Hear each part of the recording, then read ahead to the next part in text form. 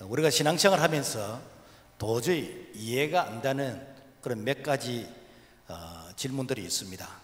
왜 하나님의 백성이 세상 사람들에게 억압과 고통을 당해야 되는가? 왜 하나님을 잘 믿는 기독교 국가가 전쟁에서 패하고 전쟁의 포로가 되어서 수치와 모욕을 당해야 하는가? 왜 하나님을 모르는 사람은 잘 되고 승승장구하고 그들은 잘 사는데 왜 예수 믿는 사람은 가난과 질병과 실패에서 벗어나지 못하는가? 우리는 이런 질문을 오늘 성경을 통해서 우리 자신을 한번 살펴보기를 원합니다. 첫째, 인생을 바라보시는 하나님의 목적이 무엇인가? 예레미야 예가 3장 33절 말씀 보면은 주께서 인생으로 고생하게 하시며 근심하게 하시면 본심이 아니시로다. 하나님은 자기 백성이 고난과 그리고 가난과 질병과 고통을 당하는 것, 이거 하나님이 원하시는 게 아니라는 것입니다. 그러니까 하나님의 백성은 구원받은 자가 생명을 얻되 풍성히 얻게 되어지는 그런 은혜와 축복을 누리는 것이 하나님의 본심이라. 하나님의 백성은 영혼이 잘되고 범사가 잘되고 강건케 되어지는 바로 그런 은혜를 누리는 것이 하나님이 원하시는 마음이다라는 것입니다. 그런데 하나님은 자기 형상, 즉 하나님을 닮은 자로서 하나님께서 남자와 여자를 창조하셨습니다. 창세기 1장 27절 하나님이 자기 형상 곧 하나님의 형상대로 사람을 창조하시되 남자와 여자를 창조하시고, 그래서 하나님의 형상이 온전하게 있을 그때에 에덴 동산에서는 하나님이 그들에게 복을 주시면서 생육해라 번성해라 충만해라 정복해라 다스리라 라고 하면서 오늘 우리에게 부족함이 없도록 하나님께서 우리에게 모든 복을 다 주셨습니다. 그런데 인류의 첫사람 아담과 하와가 하나님의 말씀에 불순종함을 통해서, 즉 세상의 가치관 선악과를 선택함으로 말미암아 하나님이 우리에게 주셨던 이 축복을 잃어버리게 되어지는, 즉 하나님의 형상과 모양이 변질되어 버리고 파괴되어 버리는 그런 우리에게 불행이 왔다라는 것입니다. 그래서 하나님은 역사 가운데서 끊임없이 하나님의 형상을 회복해 가는 바로 이 일을 계속해서 하나님께서 진행해 가고 계신다라는 것입니다. 그래서 하나님의 형상을 회복하는 게 무엇인가? 고린도서 4장 4절 보면은 예수 그리스도가 하나님의 형상이라고 했어요. 그러면은 우리가 예수님을 지금 만날 수 없잖아요. 그래서 예수 그리스도 그분을 우리가 말씀을 통해서 만나는데, 우리가 말씀을 통해서 다시 하나님의 그 뜻, 즉 하나님의 이 형상을 회복해 가면은 그 회복해 가는 그 과정 속에 모든 하나님의 위로가 다시 회복이 되어진다라는 것입니다. 그래서 신명기 28장 1절 말씀 보면은 너가 너 하나님의 여호와의 말씀을 삼가 듣고 내가 오늘 너에게 명령하는 그의 모든 명령을 지키 행하면 너를 세계 모든 민족이 뛰어나게 하실 것이라. 이 모든 복이 내게 임하며 내게 이르리니. 그래서 하나님께서 우리에게 복을 주시는 반드시 조건이 있습니다. 이 말씀을 잘 듣고 이 말씀을 지켜 행하면, 그리하면 들어가도 복을 받고 나가도 복을 받고 떡반죽 그릇이 복을 받고 우양의 새끼가 복을 받고 머리가 될지언정 꼬리가 되지 아니하고 구워줄지라도 꾸지 아니하는 이런 복을 약속하셨다라는 것입니다. 그런데 이 하나님의 백성이 자꾸만 세상을 닮아가게 되는 것이고, 자꾸만 세상의 그런 잡신, 이 세상의 이런 우상을 이렇게 섬길 때에 하나님께서는 자기 백성이 하나님의 품에서 자꾸만 떠나가게 되지는 이런 모습을 하나님이 기뻐하실 리가 없습니다. 그래서 하나님은 사랑하기 때문에 되는가? 징계를 하시는 거예요. 그래서 하나님의 백성에게 징계는 하나님의 사랑의 표현인데, 빨리 네가 돌아오라는 하나님의 이 사랑이라는 것이죠. 그래서 히브리서 12장 6절의 말씀 보면은 주께서 그 사랑하신 자를 징계하시고 그가 받아들이시는 아들마다 채찍질 하심이라 하였느니라. 만약에 하나님의 백성이 잘못된 길로 가는데도 불구하고 내게 아무런 일이 일어나지 않다면은 그 사람은 하나님의 백성이 아닐 수도 있는 것이고, 어쩌면은 하나님께서 버린 자식이다. 그래서 하나님은 반드시 자기 자식을 어떻게 하는가? 하나님 품으로 돌아오도록 하는 것이 원하시는 하나님의 뜻이라는 거예요. 그래서 내가 징계를 받는다는 것은 하나님께서 나를 포기하지 않으셨다, 하나님께서 나를 사랑하신다는 그 사랑이 확인인 것이고, 내가 하나님의 징계를 크게 받는다면 하나님께서 내게 기대가 크시다 라고 생각을 하면 틀림없다라는 것입니다. 그래서 사무엘하 7장 14절의 말씀 보면은 나는 그에게 아버지가 되고 그는 내게 아들이 되리니 그가 만일 죄를 범하면 내가 사람의 매와 인생의 채찍으로 징계하려니와. 그래서 아버지가 자식을 사랑하는데 그 자식이 정말 복을 받기를 원하는 그런 마음에서 하나님께서는 자기 백성, 자기 자녀를 이렇게 이 사람의 매와 인생의 채찍으로 다스릴지라도 하나님은 자기 품으로 돌아오도록, 즉 하나님의 형상과 모양을 회복하도록 하셔서, 그래서 하나님께서 예비하신 그 복을 받아 누리도록 원하시는 것이 하나님의 마음이다라는 것입니다. 자, 그렇다면 왜 자기 백성을 징계하시는가? 그 이유가 무엇인가? 첫째, 죄는 반드시 심판을 받는다라는 것입니다. 죄가 무엇인가? 이 죄는 우리는 자꾸만 남의 것을 훔치고 남을 괴롭히고 이런 것들만 자꾸 죄라고 생각해요. 그런 죄의 결과고, 죄의 원인은 무엇인가? 하나님의 말씀에 불순종, 이게 죄라고. 그래서 하나님의 말씀에 불순종하면은 모든 죄의 이런 이제 까지들이 이제 치게 되어지는데, 하나님은 역사적으로 한 번도 이 죄에 대해서 하나님께서 그냥 용납하신, 수용하신 적이 없습니다. 반드시 죄에 대해서는 심판하십니다. 그래서 에덴 동산에 범죄한 아담과 하와 하나님께서 심판하셨습니다. 에덴 동산에 쫓아내셨습니다. 출애굽 당시 이때 왕과 그런 시인들, 그 10가지 재앙을 통해서 그들의 신이 아무것도 아니라는 것을 그들에게 보여주셨습니다. 가나안 땅의 그 7 족속들, 그들이 바알신을 쓰고 아시라 신을 섬기는 그런 신들 하나님께서 다 이렇게 멸하셨습니다. 뿐만 아니라 죄를 회개하지 않는 그 북이스라엘, 남유다 나라까지도 하나님께서 망하게 해버렸습니다. 뿐만 아니라 하나님께서는 기근과 질병과 전염병을 주어서라도 하나님께서 심판하시고 그들이 돌아오기를 원하시는 것이 하나님의 뜻이다라는 것입니다. 신약에 와서 예수님도 죄에 대해서 말씀하시는데, 실로암 망대가 무너져서 그래서 18명이 죽었을 때에 예수님께서 너희도 회개하지 않으면 이와 같이 된다라고 말씀하셨습니다. 뿐만 아니라 예수님께서는 앞으로 이 예루살렘이 망할 것을 바라보면서 예수님께서 이 눈물을 흘리셨다. 왜? 이 백성들이 메시아를 죽이고 이 백성들이 이렇게 하나님의 뜻을 거역할 때에 하나님께서 심판하셔서, 그래서 이 돌 하나도 돌 위에 남지 않냐고 이 예루살렘의 성이 무너질 것을 예수님은 미리 보시면서 오셨다는 것. 뿐만 아니라 참 예수를 판 가룟 유다, 성령을 속인 아나니라 사피라, 또 이렇게 돈을 들여서 이 성령을 살리게 했던 이런 시몬, 또 사도들을 받게 했던 헤롯, 전부 다 심판했습니다. 그러니까 이 죄에 대해서는 큰 죄든 작은 죄든 이 죄는 반드시 하나님께서 심판하신다라는 것입니다. 오늘날 우리가 작년부터 지금까지 약 한 1년 반이 넘도록 우리가 코로나 이런 전국에 있는데, 사람들은 이것은 그냥 자연적인 어떤 전염병이지 하나님하고는 상관이 없다라고 하면서 하나님의 어떤 뜻에서 자꾸만 분리시키려고 그럽니다. 여러분, 역사의 주관자가 되신 하나님, 참새 한 마리도 하나님의 허락 없이는 떨어지지 아니한다고 했는데, 하물며 전 세계적으로 이 코로나가 전염병으로서 만연한 이때에 어찌 하나님께서 이렇게 간섭하지 않는 그 영역이 있겠습니까? 우리가 전 세계적으로 바라볼 때에 하나님이 창조하신 이 창조를 거부하고 이 진화론적인 그런 관점에서, 그래서 우리 인간은 물질이다, 그래서 우리 인간에게는 하나님의 형상, 하나님의 영이 없고 물질이다. 그래서 동물의 세계에서 약육강식이 있듯이 인간도 그야말로 이렇게 힘센 자가 힘 약한 자를 괴롭힐 수 있는 그런 물질의 연장선상에서 생각하게 될 때에, 여러분 이게 뭡니까? 공산주의 사상이잖아요. 공산주의. 그러니까 하나님께서 심판하시는 것이요. 그것뿐만입니까?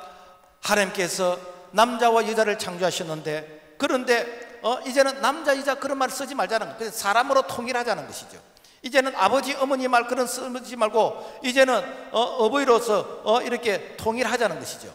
그래서 내가 생각할 때 오늘은 내가 여자같이 생각이 된다. 그러면 여탕에 들어갈 수 있는 것이고 이제 여자 화장실에 들어갈 수 있는 것이고, 오늘 내가 생각할 때 여자가 이렇게 남자라고 생각이 된다. 그러면 남탕에 갈 수 있는 것이고, 이제는 성적 결정권을 자기가 하겠다는 거예요. 여러분, 이것은요 바로 가정을 파괴시키는 것이고, 이거는 사회 질서를 파괴시키는 것이고, 이거는 하나님의 창조 질서를 이런 정면으로 거절하는 것입니다. 여러분, 이러한 마음이 지금 전 세계적으로 지금 대세를 이루고 있습니다.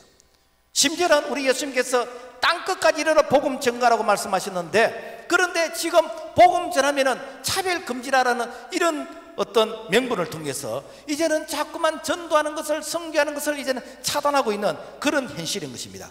그래서 신명기 28장 20절에 너가 이 악을 행하여 그를 잊음으로 여호와께서 너 몸에 연병이 들게 하사 여호와께서 폐병과 열병과 염증과 학질과 한재와 풍재와 썩는 재앙으로 너를 치시리니 이 재앙들이 너를 따라서 너를 진멸하게 할 것이라.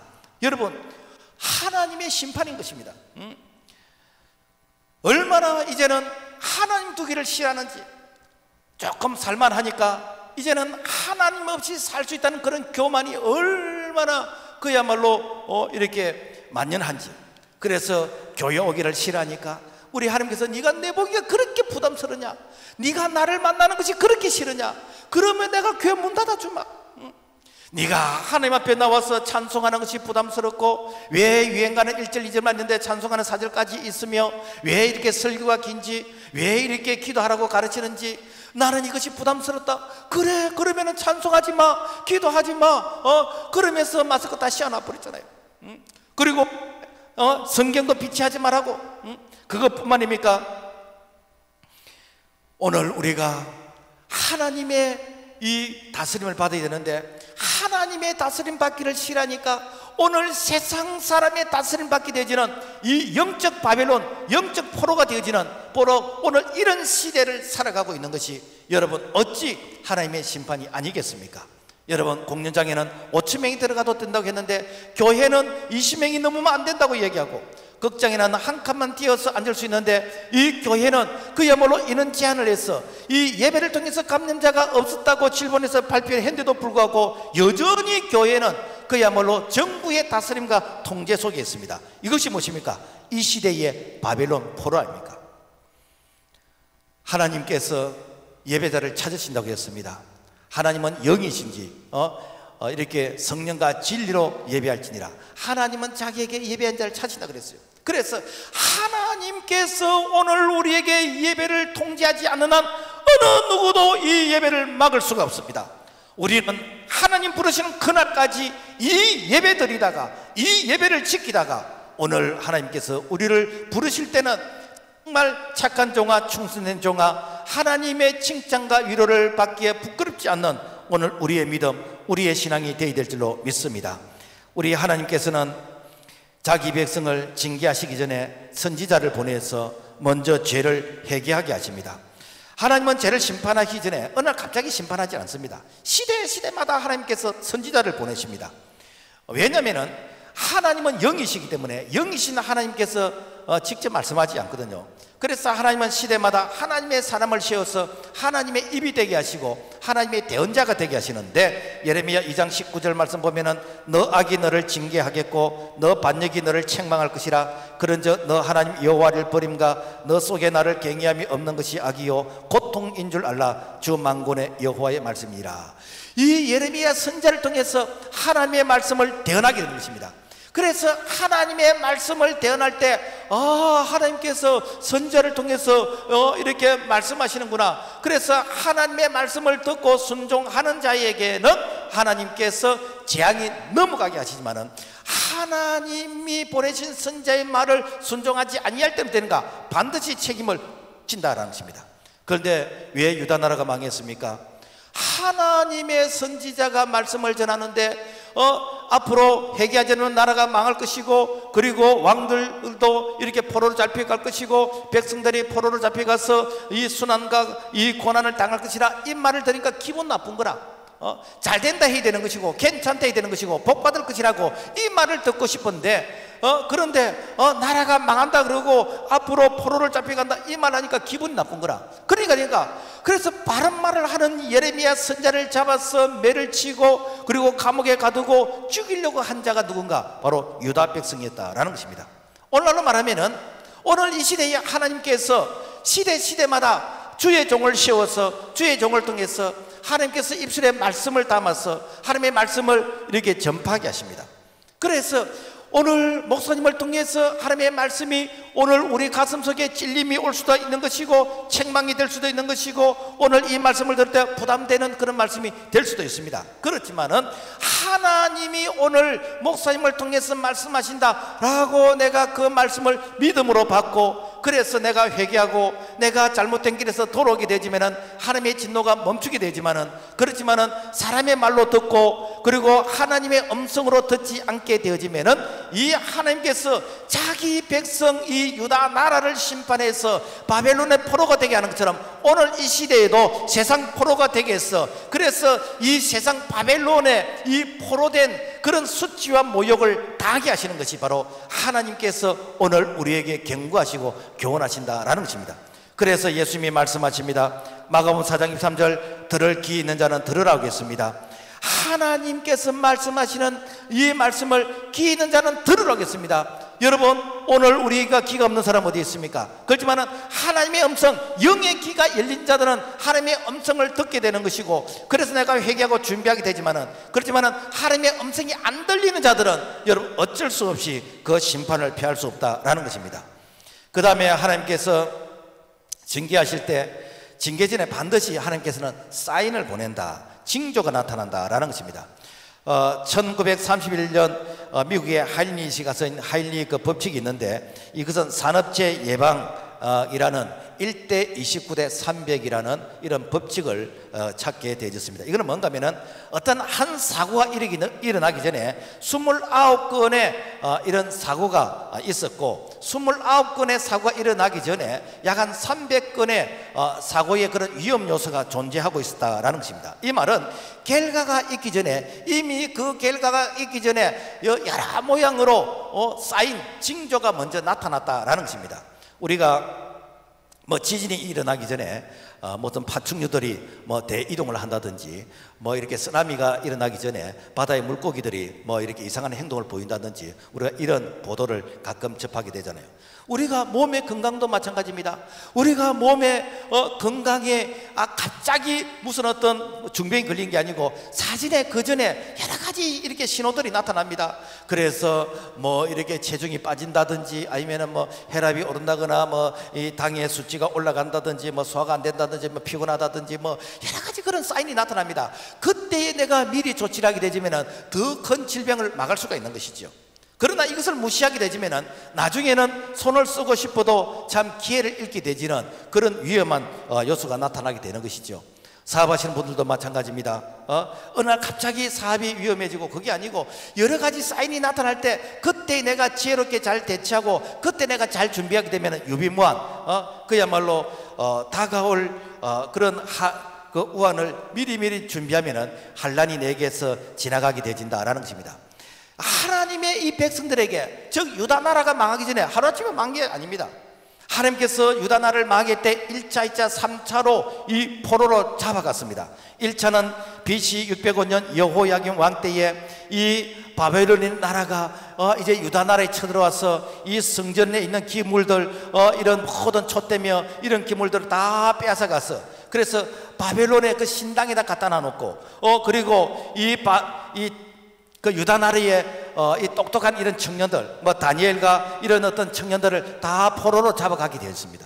그리고 또 BC 597년 여호야긴 왕 때는 이제는 성전이 파괴되어지고 그리고 왕은 잡혀서 쇠사슬에 묶여서 이런 포로로 잡혀가게 되어지는 그러면서 에스겔 선자와 이런 선자들이 잡혀가게 되어지는 그런 일들이 일어났어요. 그러다가 또 BC 586년은 시드기야 왕 때에 이제는 여러 성벽이 무너지게 되는 것이고 남아있는 건물들이 불타게 되는 것이고 그리고 이제는 이 왕이 두 눈이 뽑혀서 이제 잡혀가게 되지는 이 백성들이 포로로 잡혀가게 되지는 그러면서 된가 이 유다 나라가 완전히 그야말로 망하게 되어버립니다.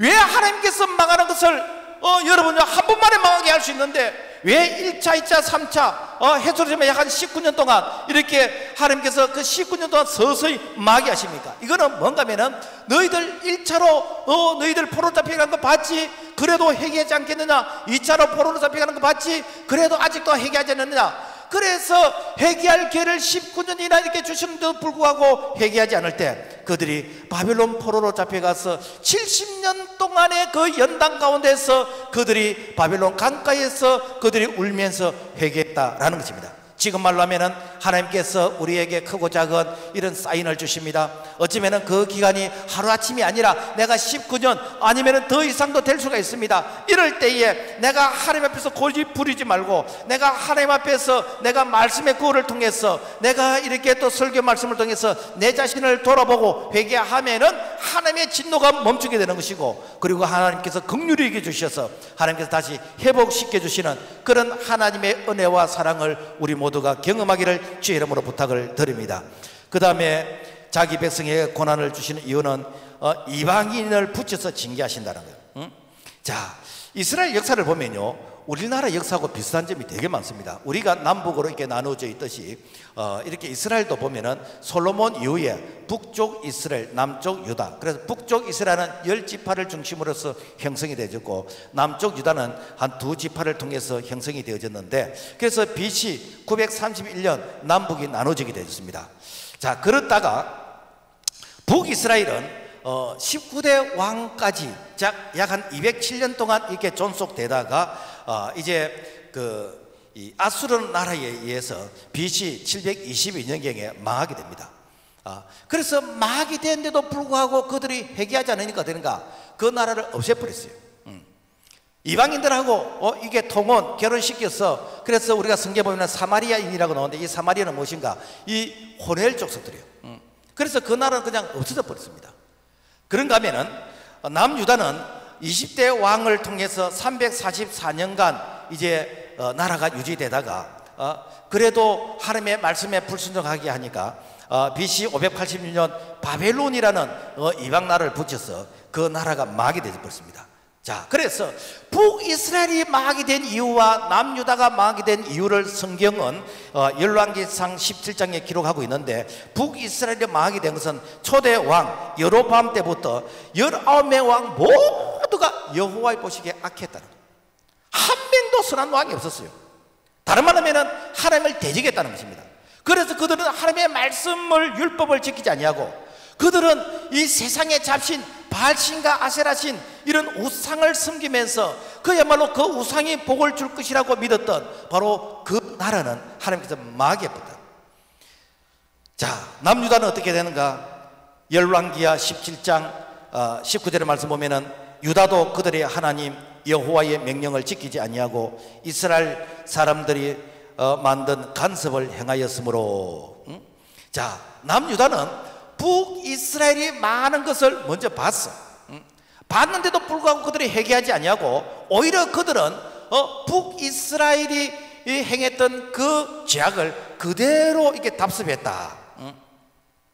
그래서 어떻게 된가?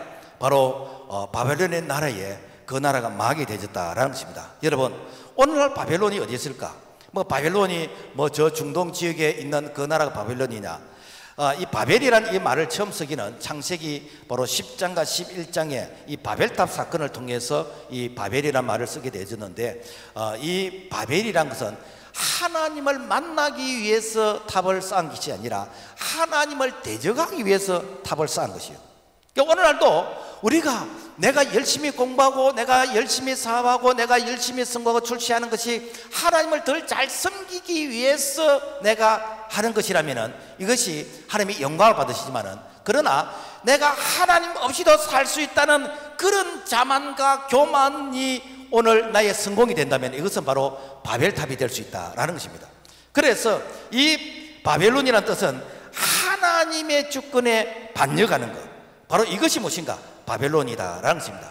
그래서 바로 구약시대의 이 바벨론 나라는 하나님의 백성, 즉 하나님께서 다스리시는 그 유다 나라 그 백성을 하나님께서 이 바벨론 나라가 포로로 잡아가게 되는 것이고, 그리고 하나님을 섬기던 그 이게 성전도 이렇게 파괴버리고 성전 기물을 다 훔쳐가게 되는 것이고, 그리고 이 성벽을 무너뜨렸던 바로 그 제국이 바벨론 제국이었습니다.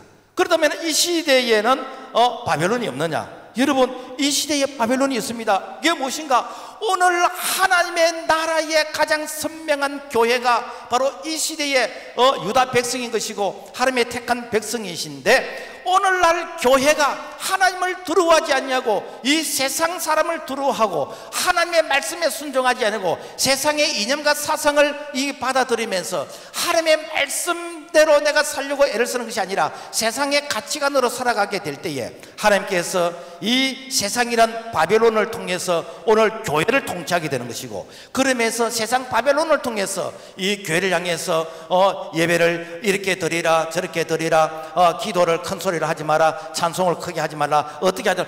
여러분, 이것이 바벨론의 여러분 통치입니다. 이것이 바벨론의 이 시대의 포로인 것입니다. 오늘 우리가 바벨론 포로를 당하면서도 불구하고 내가 회개하지 아니하고 내가 안타까워하지 않고 바벨론 포로에서 내가 여러분 여기에서 안주한다면은 바로 북이스라엘이 아수르 나라에 잡혀가서 그야말로 나라가 없어진 것과 마찬가지로 오늘 우리의 신앙이 적발되어버리고 오늘 우리의 믿음과 신앙이 여러분요 이렇게 사라지게 되어지는 그런 안타까운 모습을 어쩌면 오늘 우리가 경험할 수가 있다라는 것입니다. 그러므로 말미암아 오늘 우리가 이 바벨론 포로를 내가 개인적으로 어쩌면 교회적으로 경험하고 있다면 여러분, 우리는 회개해야 됩니다. 오늘 우리는 교회 안에서 내가 누가 높냐, 누가 니보다도 이게 뭐 많이 배웠나, 돈이 많냐, 아무런 의미가 없습니다. 오늘 우리의 싸움은 혈과 육에 대한 것이 아니고 정사와 권세와 하늘은 악의 영들에게 대하기 때문에 오늘 우리가 세상을 향해서 바벨론을 향해서 오늘 우리가 싸워야 되는 것이고, 우리 성도들은 여러분요 보호하고 사랑해야 되는 것이고, 이 성도들은 어려움을 당하면은 우리가 도와주고 해야 되는 것이 오늘 유다 백성인 영적인 유다 백성들이 오늘 교회가 해야 될 삶인 것입니다. 유다 백성들은 징조가 있는데도 불구하고 하나님 앞에 회개하지 않을 때 그들은 바벨론 포로로 70년 잡혀갔어. 그래서 이 바벨론 포로로 잡혀가서 신앙의 자유도 없고 그야말로 내 개인적인 인권도 없는 그런 상황 가운데서 그때 과거에 우리가 성전 예배를 드리고 과거 우리가 하나님 앞에서 찬송할 그때가 좋았는데 라고 하면서 이 바벨론 강가에서 그들이 울면서 회개했다는 것이 시편 137편의 내용의 말씀인 것입니다. 여러분, 그때라도 회개하니까 하나님께서 바벨론 포로 70년 동안 회개시켜서 다시 돌려보내주는데 이것마저도 안 했던 아수르에 잡혀갔던 이 북이스라엘은 없어져 버리잖아요. 여러분, 오늘도 마찬가지입니다. 지금이라도 내가 회개하면은 바벨론 포로 70년이 아니고 어쩌면은 몇 년 만에 다시 돌아올 수 있지만은 내가 회개하지 않으면은 여러분 우리의 신앙이 없어질 수도 있습니다. 그래서 여러분요 교회가 폐쇄된 교회가 지금 얼마나 많습니까? 이것이 오늘 세상 바벨론의 포로 아닙니까? 오늘 우리는 다시 하나님이 왕이신 것을 다시 우리의 신앙을 고백하고 하나님의 말씀이 오늘 우리의 신앙의 이 절대가치 기준이 되어져서 그래서 하나님이 왕이시다라는 것을 고백할 수 있는 오늘 우리의 모습이 되기를 주의 이름으로 부탁을 드립니다. 그리고 가나안 땅에도 흉년이 있다라는 것입니다. 이스라엘 백성들이 출애굽을 해서 그들이 가는 목적지가 어디였습니까? 가나안 땅이잖아요. 이 가나안 땅은 아브라함 때 하나님께서 약속하신 것이고 이삭 때 약속하신 것인데, 그런데 이 가나안 땅에 아브라함 때도 흉년이 있었고 그리고 그 아들 이삭 때도 흉년이 있었습니다. 그런데 참 묘한 것은 그 흉년이 될 때마다 아브라함도 그랬고 이삭도 그랬고 이 흉년을 피해서 이제는 애굽으로 내려가는 것입니다. 아브라함은 애굽으로 내려가지고 완전히 수치와 모욕을 당하고 하나님의 특별한 은혜로 인해서 다시 돌아오게 되었고, 이 이삭도 아브라함처럼 다시 애굽으로 내려가는데 이 블레셋 그랄 지역까지 갔을 때 하나님께서 이삭에게 말씀하십니다. 창세기 26장 2절, 애굽으로 내려가지 말고 내가 너에게 지시한 땅에 거주하라. 이 땅에 거주하면 내가 너와 함께 있어 내게 복을 주고 너 자손을 하늘의 별과 같이 번성하게 할 것이며 이 모든 땅에서 너 자손에게 주리니 너 자손으로 말미암아 천하 만민이 복을 얻을 것이라. 무슨 말인가? 자, 가나안 땅에 흉년이 왔어. 그래서 가나안 땅에 흉년이 왔기 때문에 너희들이 애굽으로 이주하라 라고 그런 뜻에서 가나안 땅에 흉년을 주신 것이 아니라 이 가나안 땅에 흉년이 들어서 그래서 네가 끝까지 네가 하나님 앞에서 인내하면서 네가 하나님의 말씀대로 사는 그 훈련을 통해서 하나님께서 자기 백성을 어떻게 사랑하시는지 하나님의 그 섭리와 하나님의 뜻을 이렇게 인내하면서 이렇게 훈련받고 깨닫기를 원하시는 것이 하나님께서 자기 백성이 사는 가나안 땅에 흉년을 이게 주신 목적이다라는 것입니다. 오늘날로 말하면은 우리가 예수 믿어도 오늘 우리가 신앙생활 잘해도 우리의 직장에서 우리 사업장에서 우리가 사는 동네에 여러분 흉년과 같은 이런 일이 있을 수가 있습니다. 이때는 내가 가나안 땅을 떠나서 세상으로 갈아서 문제를 해결하라고 주시는 것이 아니라 오늘 내가 좀 힘들어도 어려워도 내가 끝까지 예수 안에서 내가 말씀 안에서 내가 믿음을 지키면은 하나님께서 반드시 위로해 주신다라는 교훈이 바로 가나안 땅의 흉년이다라는 것입니다. 사실 초대교회는 이렇게 가나안의 흉년 같은 그런 흉년을 경험했습니다.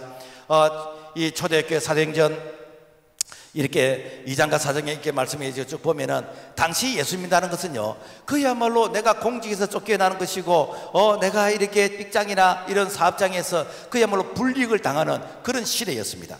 그래서 참 가난한 자 궁핍한 자들이 너무 많았어. 그런데 이걸 어떻게 극복했는가? 사도행전 4장 30절 말씀 보면은 믿는 무리가 한 마음과 한 뜻이 되어 모든 물건을 서로 통용하고 자기 재물을 조금도 자기 것이라 하는 이가 하나도 없었더라. 이는 밭과 집이 있는 자는 팔아 그 판 것의 값을 가져다가 각 사람의 필요를 따라 나눠줌이라. 이게 무엇인가? 여러분요 하나님께서 자기 백성을 보호하시는 원리라는 것입니다. 여러분 교회 안에는 여러분 가난한 자가 있습니다. 힘든 자 어려운 자들이 있습니다. 그런 사람들을 왜 내게 붙여주셨는가? 오늘 내가 그분보다도 조금 더 많이 가지고 있고 조금 더 여유가 있다면 내가 것을 팔아서라도 내가 이 참 어려운 자들을 같이 나누는 이것을 하라고 하나님께서 교회란 공동체 안에 붙여주신 게 아닙니까? 그래서 우리 교회에서는 이렇게 복지 구제 헌금을 통해서 그래서 참 이렇게 참 딱한 그런 성도들을 돌아보고 또 이렇게 더 행편이 참 딱한 분들은 목적 헌금을 해서 그래서 이렇게 베푸는 사람 이름은 적지 말고 받는 사람 이름만 적어서 누구에게 전달해 주세요 라고 하면은 우리 교회에서는 전달하는 이런 아름다운 신앙의 전통이 있습니다. 이것이 무엇인가? 초대교회를 재현하는 것입니다. 여러분 우리가 가나안 땅의 흉년, 여러분 그 흉년이 평생 가는 것이 아닙니다. 그 흉년은요 잠시 흉년입니다. 그래서 우리가 가나안 땅에 흉년이 들어서 내가 애굽으로 이렇게 가려고 하는데 애굽으로 가려고 하다가 내가 하나님의 음성을 들을 때 지금 말하면은 내가 이 설교 말씀을 듣고 내가 말씀을 읽는 가운데서 애굽으로 가면 안 되지 라고 하면서 애굽으로 가다가 수도받은 그 자리가 무엇인가? 거기가 그랄 지역이에요. 내가 말씀을 듣고 순종하는 그 시간이 바로 그랄 지역인 것입니다.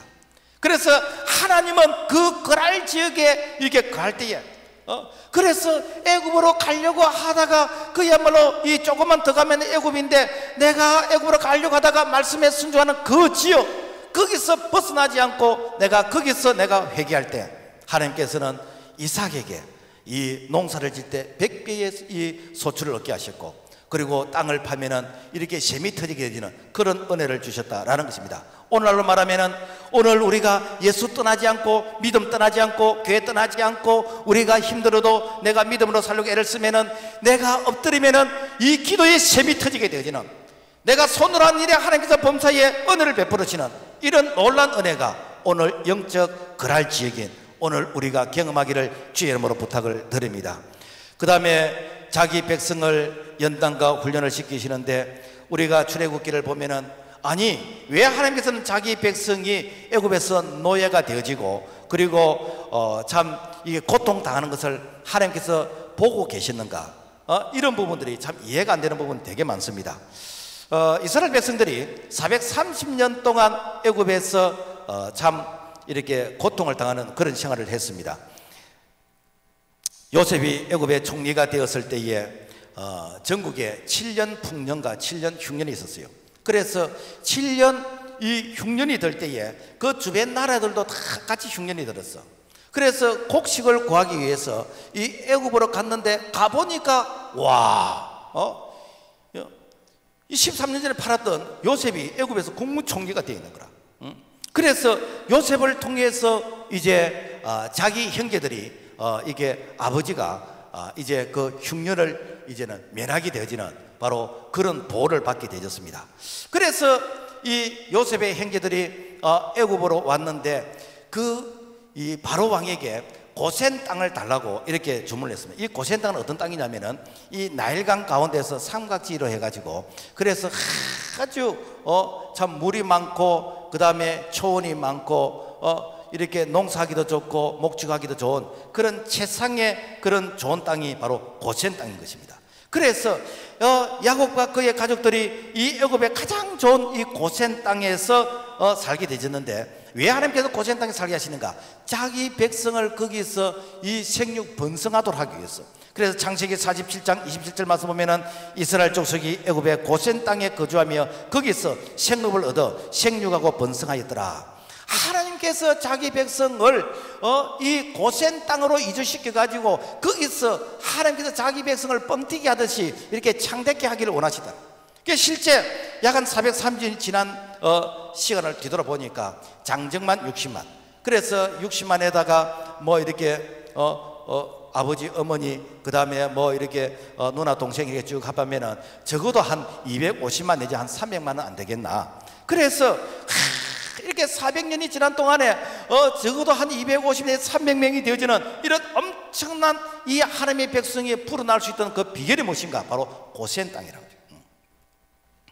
창세기 28장 14절, 너 자손이 땅의 티끌같이 되어서 너가 서쪽과 동쪽과 북쪽과 남쪽으로 퍼져나갈 지며 땅의 모든 족속이 너와 내 자손을 말미암아 복을 받으리라. 이 축복은 이미 아브라함 때에 약속하시는 그 축복이에요. 그 축복이 이제는 바로 이 요셉을 통해서 바로 야곱의 후손들이 이제 거기서 이 축복이 성취가 되어졌다라는 것입니다. 여러분, 이 고센은 축복의 땅인데 이 고센은 오늘날 우리에게 어떤 의미가 있는가? 모세가 이제 바로 왕 앞에서 이 10가지 이 재앙의 그 기적을 행하실 때에, 그런데 애굽의 전역에는 피, 개구리, 이 파리, 뭐 온yo 이런 재앙이 있었지만 고센 땅에는 재앙이 없었습니다. 장자의 죽음도 고센 땅에는 없었습니다. 그래서 고센 땅은 하나님께서 구별하신 땅, 보호받는 땅입니다. 그러면은 이 고센 땅이 오늘 어디에 있는가? 이게 저기 뭐 이집트의 어느 지역의 고센 땅인가? 아닙니다. 이 고센 땅은 뭔가 하면 오늘날 주님께서 피로 값주고 사신 몸된 교회가 고센 땅인 것입니다. 예수 그리스도 그분께서 이 고센 땅을 보호해 주시는 것입니다. 그래서 누구든지 환난을 당하는 자, 시련을 당하는 자, 고난을 당하는 자, 어려움을 당하는 자, 너희들이 고센으로 와라. 바로 이 교회로 와라. 그래서 교회는 이 시대의 토피성인 것이고, 바로 예수 그리스도 그분께서 피로 값주고 사신 몸된 교회로 오게 되어지면은 이 재앙이 넘어가게 된다는 겁니다. 예수 안에서 생명때 풍성히 얻게 되어지는 그런 축복이 주어진다는 겁니다. 그래서 오늘 우리가 환난과 시련을 당할 때는 세상으로 가는 것이 아니라 바로 오늘 우리가 예수로 나와서, 우리가 교회로 와서 우리 하나님께서 이 자기 백성에게 약속하신 언약의 축복이 임하게 되지는 그런 은혜를 오늘 우리 모두가 경험할 수 있기를 주의 이름으로 부탁을 드립니다. 자, 그렇다면은 자기 백성을 하나님께서 고센 땅 이 람세에서 출발을 시켜서 이제는 가나안 땅, 이 예루살렘으로 가게 하는데 그 거리가 한 250km 돼요. 이 250km는 뭐 이렇게 그 도보로서 이동을 한다면 한 2주 정도면 갈 수 있는 거리입니다. 뭐 장정들이라면은 뭐 넉넉 잡고 한 이게 뭐 일주일 내지 한 열흘이면 갈 수 있는 그런 거리입니다. 그런데 그 거리를 왜 40년 동안 걷게 하냐? 도대체 그 이유가 뭐냐는 거예요. 그 이유가 신명기 8장 2절에서부터 이게 말씀이 있는데, 너 하나님 여호와께서 이 40년 동안에 너에게 광야 길을 걷게 하신 것을 기억하라. 이는 너를 낮추시며 너를 시험하사 만나를 내게 먹이신 것은 사람이 떡으로만 사는 것이 아니요 하나님의 입에서 나오는 모든 말씀으로 사는 줄을 너가 알게 하려 하심이라.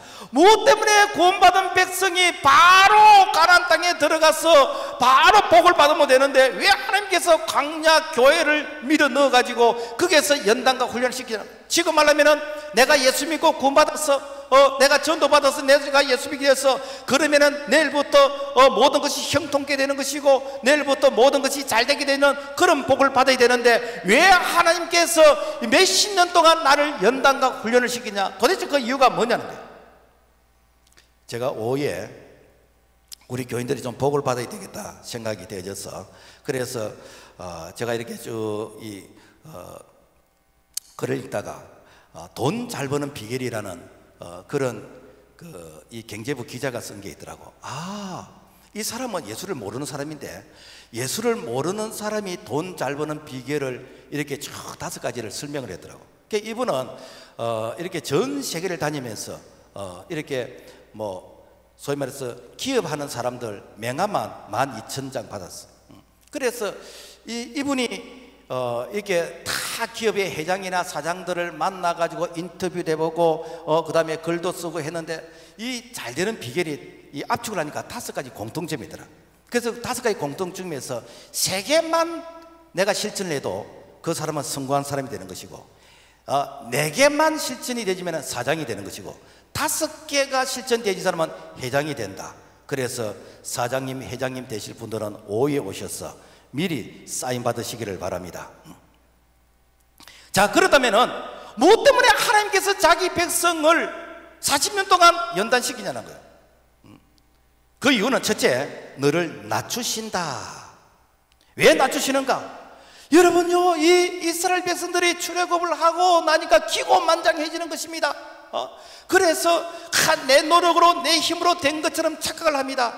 여러분요, 지금 말하면 오늘 우리가 예수 믿고 구원받아서 우리가 은혜를 받게 되진 거, 여러분 이거 우리 실력이 아닙니다. 전적인 하나님의 은혜인 것입니다.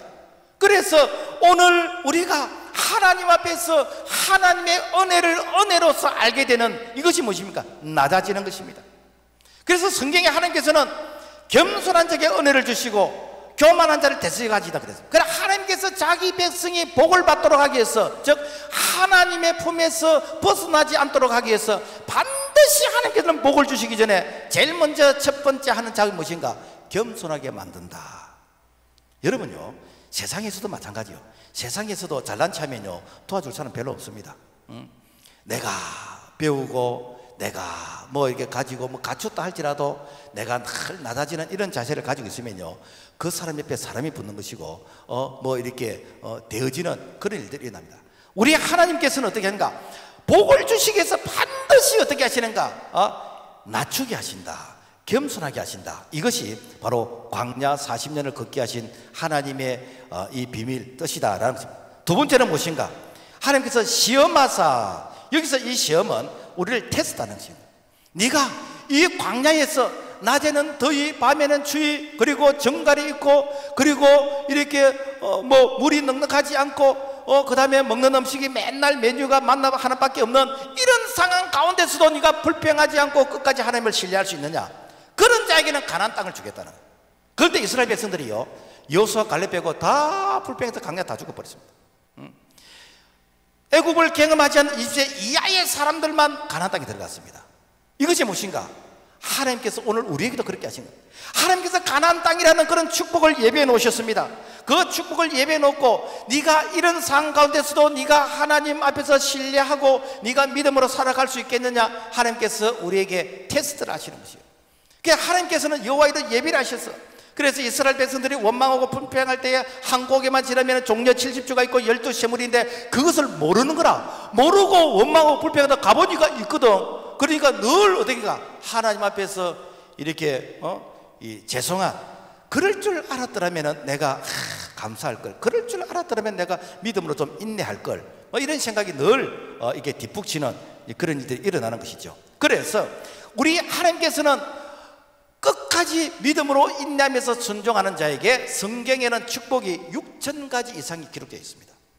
그러니까 하나님께서 우리에게 복을 안 주시는 것이 아니고 우리가 교만하니까, 우리가 하나님을 신뢰하지 못하니까, 그러니까 자연적인恩정으로서 살아가는 것이지 하나님이 주시는 축복을 이렇게 받지 못한다라는 것입니다. 그리고 세 번째로는 무엇인가? 하나님께서 매일매일 하늘에서 양식을 주시는 거예요. 이게 무엇인가? 만나요, 만나. 여러분, 이스라엘 백성들이 애굽에 있을 때는 뭘 먹었지요? 그들은 고기를 먹었습니다. 부추를 먹었습니다. 그들은 이렇게 뭐 고기도 종류별로 다 먹었을 것입니다. 그런데 이렇게 출애굽 해가지고 홍해를 지나서 광야에 딱 놓으니까 매일 메뉴가 하나밖에 없어. 매일 하늘에서 내리는 만나밖에 없어. 그러니까 되는가? 모세야, 왜 우리를 이렇게 광야를 녹게 해서 우리가 매일 만나만 먹어야 되느냐? 우리가 고기도 먹고 싶다. 그러면서 모세를 원망하고 모세를 씌우신 하나님을 향해서 원망하고 가니까 하나님께서 이 고기를 주시는데 이 메추라기 떼가 1m 이상 쌓이도록 주셨어. 그래서 이 메추라기 고기를 먹는 자들, 아주 소화가 되기 전에 먹은 자들 다 죽었습니다.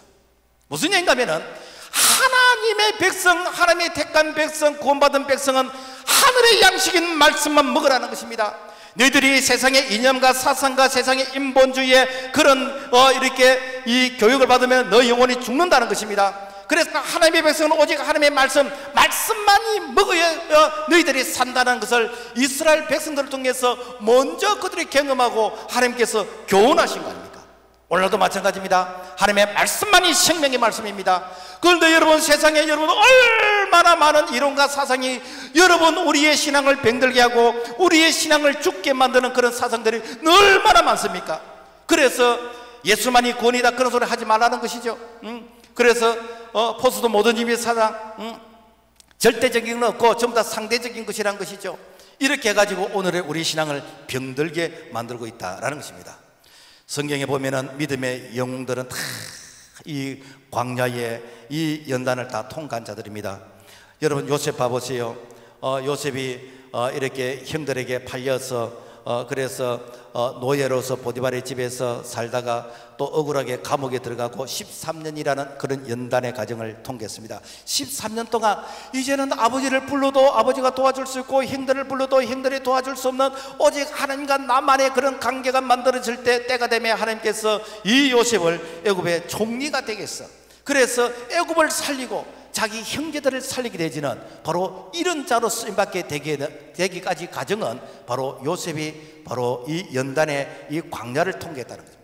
여러분, 다니엘도 마찬가지입니다. 풀무불과 사자굴에 그런 위협을 당했습니다. 그런 가운데서도 그리 아니하실지라도 나는 이 애굽의 느부갓네살 왕이 만드는 그 신상에게 절하지 않겠습니다. 오직 나는 하나님만 섬기겠습니다 라는 그런 믿음과 그런 신앙의 고백을 했을 때에 이 다니엘이 나라가 네 분이나 바뀌고 이 정부가 바뀌었는데도 불구하고 이 끝까지 총리가 되게 된 것은 하나님께서 이 다니엘을 심어놓은 거 아닙니까?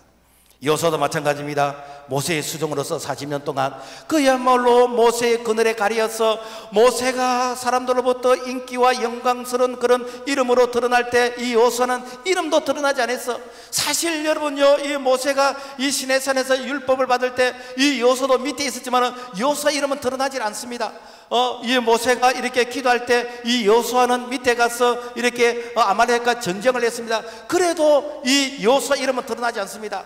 그럼에도 불구하고 내가 원망하고 불평하지 않고 끝까지 내가 이렇게 겸손하게 이 훈련의 과정을 다 이렇게 이수할 때가 되면 모세가 죽은 이후에 여호와의 종 눈의 아들 여호수아가 이제는 지도자가 되었어. 그토록 모세가 그리워하던 가나안 땅, 모세가 가나안 땅 바라만 보고 건너지 못했던 그 가나안 땅을 여호수아는 건너가서 그야말로 그 땅을 분배받았던 거 아닙니까?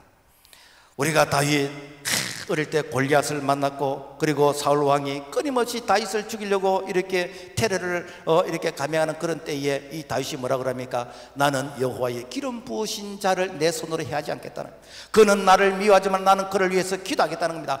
이런 마음, 이런 자세를 가졌던 자, 하나님께서 다윗을 얼마나 축복하셨는지, 다윗이 다스릴 때에 그 이스라엘에 평화가 있었습니다.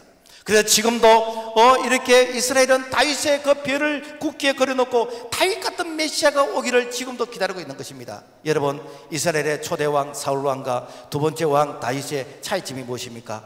이 사울왕은 연단이 없이 왕이 되었습니다. 지금 말로 하면은 고생하지 않고 바로 왕이 되어졌습니다. 하나님의 이런 연단의 과정 없이 바로 직분을 얻었다 이 말입니다. 그랬더니 교만이 들어와 가지고 그 뭐 별거 있냐? 뭐 이렇게 뭐 사무엘이 뭐 꼭 이렇게 예배를 집내야 되느냐, 내가 보니까 그 별거 아니던데, 그러면서 월권을 하게 되는 것이요. 그래서 하나님께서 내가 너를 왕시한 걸 후회한다 그래. 여호와 신이 떠나게 되어버리니까 비참하게 인생이 끝나버렸습니다. 그렇지만은 다윗은 점점 강해져 갔습니다. 왜 그런가? 다윗은 끝까지 하나님 앞에서 믿음으로 살려고 애를 쓰는 거예요. 자기가 실수를 하고 자기가 범죄했다 할지라도 나단 선지자가 책망할 때에 내가 여호와께 범죄에 따라가면서 금식하면서 회개할 때에 하나님께서 다윗에게 이 다시 은혜를 베풀어 주셨다라는 것입니다. 이런 참 고난에 대해서 사도 바울이 고난에 대한 유익을 말씀합니다. 로마서 8장 18절, 생각건대 현재의 고난은 장차 우리에게 나타날 영광과 비교할 수 없도다. 내가 죄를 지어서 고난을 당하면 여러분 회개가 됩니다. 그러나 죄를 짓지 않고 내가 믿음으로 살아가는 가운데서 고난을 당하면 하나님께서 우리에게 영광스러운 그런 하나님의 위로하심이 있는데, 이거는 비교할 수 없을 만큼 하나님의 위로가 크다는 것입니다. 야고보도 이 사실에 대해서 말씀하고 있습니다. 야고보서 1장 2절, 내 형제들아 너희가 여러가지 시험을 당하거든 온전히 기쁘게 여기라. 이는 너희의 믿음의 시련이 인내를 만들어 조금도 부족함이 없게 하려 함이라. 너희들이 믿음으로 살아가는 가운데서 어려움을 당하느냐, 너희들이 기쁘게 여기라는 것입니다. 왜 그런가? 반드시 하나님의 위로가 있기 때문에. 그래서 한 고개만 지나면은 종려 7표 12시험을 있듯이 인내하는 자에게는 반드시 하나님의 위로하심이 있다라는 것입니다. 그래서 믿음으로 사는 자에게 고난은 이것은 변잔땡 축복의 것이요. 그래서 나중에 그럴 줄 알았더라면 우리가 이런 말 하지 말고 우리가 끝까지 믿음으로 승리하기를 바랍니다. 우리가 그 복음송 가운데서 왜 남아 겪는 고난이고 불평하지 마세요. 우리 1절 우리가 찬송을 우리가 부르면서 설교를 이렇게 마치겠습니다.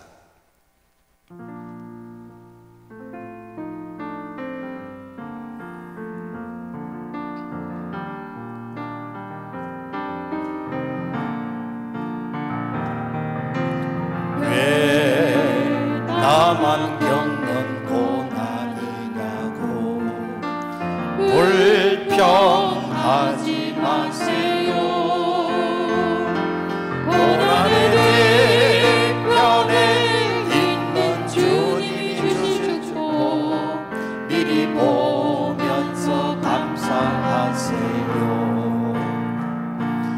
너무 견디기 힘든 지금 이 순간에도 주님이 일하고 계시잖아요. 남들은 지쳐 앉아있을지라도 당신만은 일어서세요.